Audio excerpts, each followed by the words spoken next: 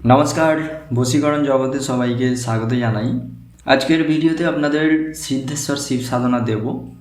এই সাধনা কেন করবেন এবং এই সাধনা করলে কি লাভ পাবেন সেই সম্পর্কে বিস্তারিত জানাবো। তাই ভিডিওটি শুরু থেকে শেষ পর্যন্ত সম্পূর্ণ দেখবেন এবং যারা চ্যানেলে নতুন রয়েছেন অবশ্যই চ্যানেলটিকে সাবস্ক্রাইব করবেন। ভিডিও থেকে উপকৃত হলে লাইক শেয়ার করতে ভুলবেন না।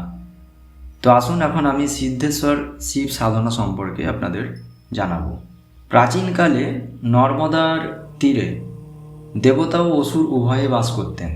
প্রথম দিকে তারা সবাই মিলেমিশে বসবাস করতেন, তবে রাক্ষসরা ধীরে ধীরে আরও শক্তিশালী হয়ে ওঠে, যার কারণে তাদের মধ্যে ভারসাম্যহীনতা দেখা দেয় এবং তারা মারামারি শুরু করে।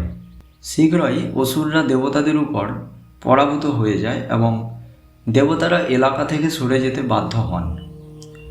যুদ্ধে হেরে যাওয়ার পর দেবতারা পবিত্র অগ্নিতে নৈবেদ্য দিয়ে ভগবান শিবের পুজো শুরু করেন।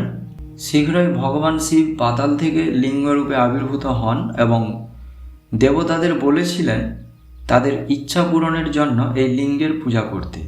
দেবতারা এই রূপে ভগবানের আরাধনা করতে লাগলেন এবং শীঘ্রই অসুরদের থেকেও শক্তিশালী হয়ে তাদের পরাজিত করলেন। যুদ্ধে পরাজিত হয়ে রাক্ষসরা সেই স্থান পরিত্যাগ করলেন। সেই দিন থেকেই মানুষ ওমকারেশ্বর রূপে ভগবান শিবের পুজো করতে শুরু করেন।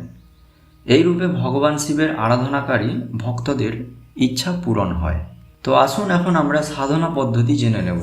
এই সাধনার জন্য সদাশিব যন্ত্র, সিদ্ধেশ্বর শিবলিঙ্গ এবং শিব সিদ্ধি জপমালা প্রয়োজন। তাড়াতাড়ি উঠে স্নান সেরে নিন। সাদা কাপড় পরে উত্তর দিকে মুখ করে সাদা আসনের ওপর বসুন। একটি কাঠের তক্তা নিন এবং কাঠের তক্তাটি সাদা কাপড় দিয়ে ঢেকে দিন। শ্রদ্ধেয় গুরুদেব এবং ভগবান শিবের একটি ছবি রাখুন এবং সিঁদুর, ধানের শীষ, ফুল ইত্যাদি দিয়ে তাদের পূজা করুন। তারপর গুরু মন্ত্রের 1 রাউন্ড জপ করুন এবং সাধনায় সাফল্যের জন্য গুরুদেবের কাছে প্রার্থনা করুন। এবার একটি প্লেট নিন, তাতে কিছু সাদা ফুল দিন। ফুলের ওপরে যন্ত্রটি বসিয়ে যন্ত্রের বিপরীত প্রান্তে 5 মণ চাল তৈরি করুন এবং প্রতিটি ঢিবির ওপর একটি সুপারি রাখুন। এই সুপারিগুলো হল মার্কণ্ডেয়, অভিমুক্ত, কেদার, অমরেশ্বর এবং ওমকারেশ্বর শিবলিঙ্গের প্রতীক। যন্ত্র এবং এই শিবলিঙ্গগুলিকে ধানের শীষ, ফুল, সিঁদুর ইত্যাদি দিয়ে পুজো করুন। এবার যন্ত্রের সামনে ধানের শীষের একটি ঢিবি তৈরি করুন এবং তার উপরে সিদ্ধেশ্বর শিবলিঙ্গ রাখুন। এবার আপনার ডান হাতে কিছু জল, ফুলের পাপড়ি এবং ধানের শীষ নিন এবং আপনার ইচ্ছার কথা বলুন।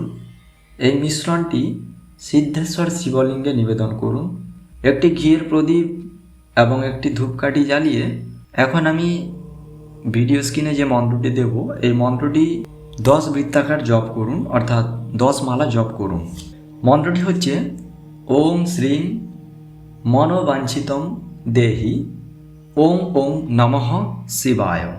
প্রতিদিন মন্ত্র জপের পরে একটি পবিত্র অগ্নি প্রজ্বলন করুন এবং ভিডিওতে যে মন্ত্রটি দিয়েছে এই মন্ত্রটি 108 বার পাঠ করে সেই অগ্নিতে ঘি নিবেদন করুন।